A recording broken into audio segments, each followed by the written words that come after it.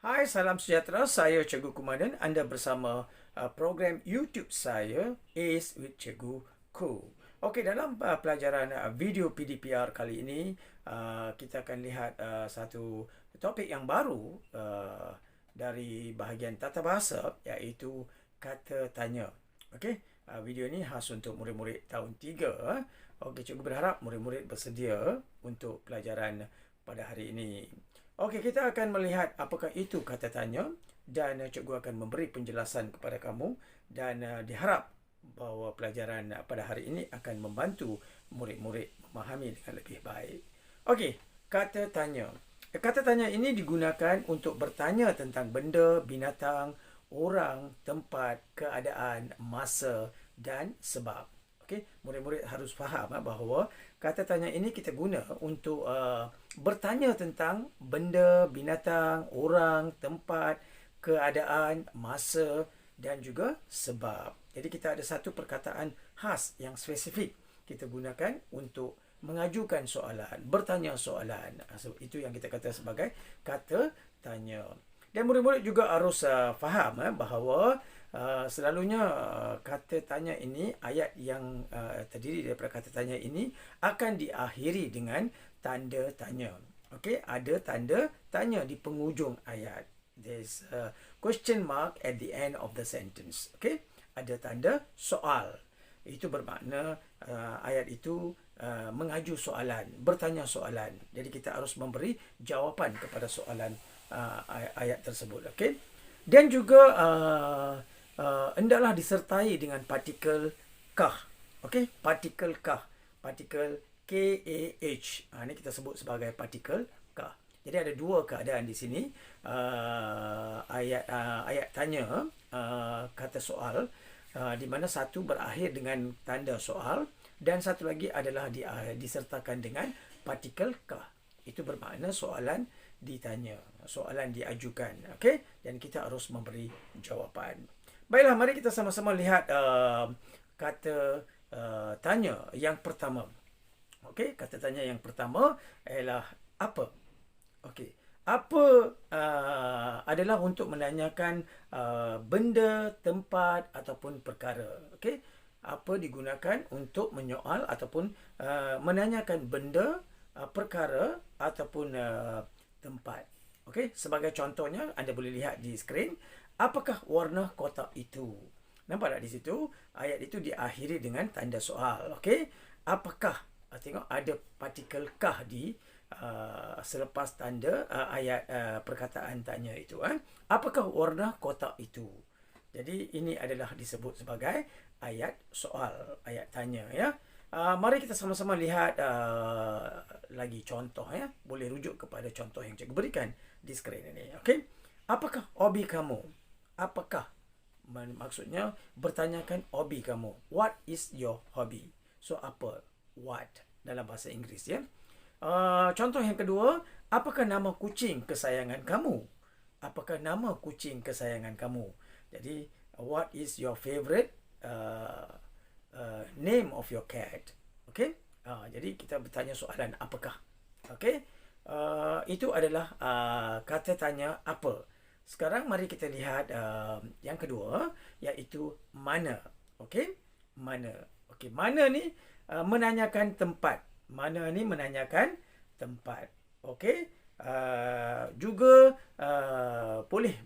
boleh digunakan untuk menanyakan benda ataupun orang. Ya, boleh juga. Okey.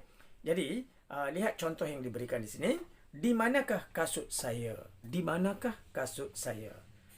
Where is my shoe? Jadi, mana ditambah dengan partikel ke. Okey. Cikgu bagi satu lagi contoh.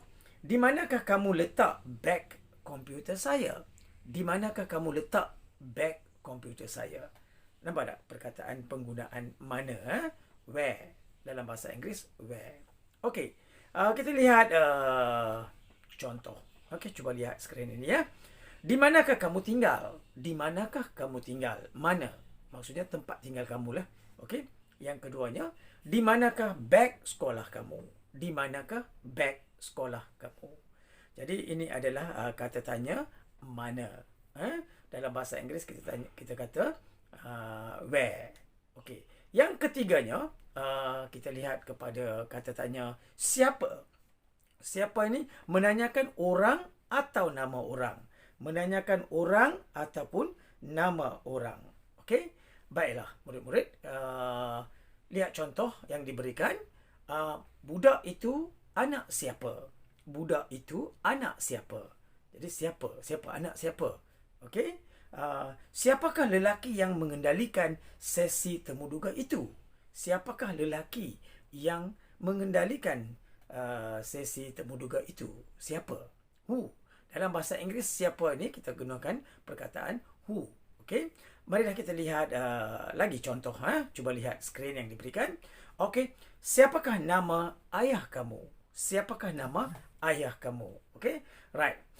Siapakah yang telah merosakkan kerusi ini? Siapakah yang telah merosakkan kerusi ini? So, siapa? Dalam bahasa Inggeris, kita menggunakan perkataan who. Okey? Baiklah, seterusnya kita lihat bila. Bila. Bila ni untuk menanyakan masa. Untuk menanyakan masa. Time. Bila. When. Dalam bahasa Inggeris, kita guna istilah when. Okey? Menanyakan masa. Bilakah ayah pulang? Bilakah ayah pulang? Jadi kita tanya, ayah pulang bila? Pagi, petang, malam, pukul berapa? Dan sebagainya. Baiklah, kita lihat contoh yang diberikan. Okey? Bilakah kelas komputer bermula? Bilakah kelas komputer bermula? Bila? When? Bilakah kamu pergi ke perpustakaan? Bilakah kamu pergi ke perpustakaan? Bila? When? Okey, itu untuk menanyakan masa. Okey.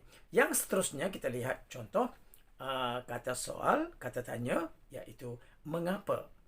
Mengapa untuk menanyakan sebab. Untuk menanyakan sebab ataupun alasan. Okey. Mengapakah kamu menangis? Mengapa?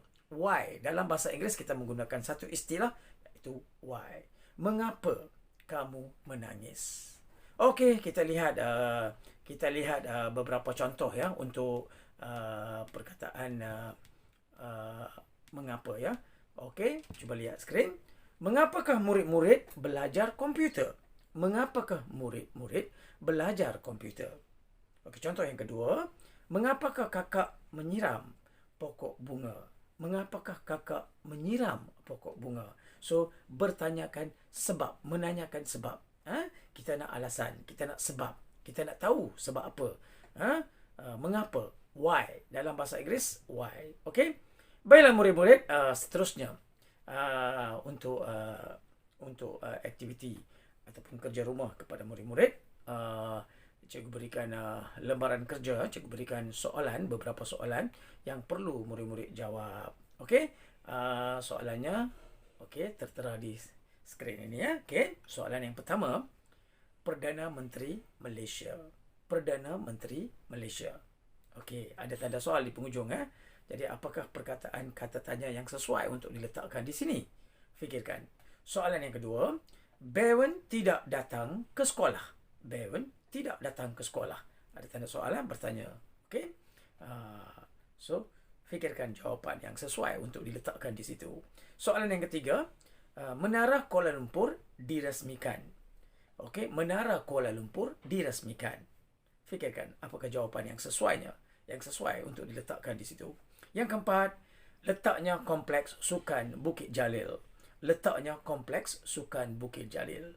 Apakah tanda tanya ataupun kata tanya ataupun kata soal yang sesuai untuk soalan yang keempat ini? Dan soalan yang kelima untuk renungan, yang terdapat dalam kotak hitam itu. Yang terdapat dalam kotak hitam itu. Jadi murid-murid, ini adalah 5 soalan untuk kerja rumah pada hari ini. Jadi murid-murid dikehendaki menjawab soalan ini dan cikgu berharap murid-murid dapat menjawab soalan ini dengan betul. Sehingga kita berjumpa lagi di video PDPR yang seterusnya, yang lain, dengan topik yang lain. Salam belajar.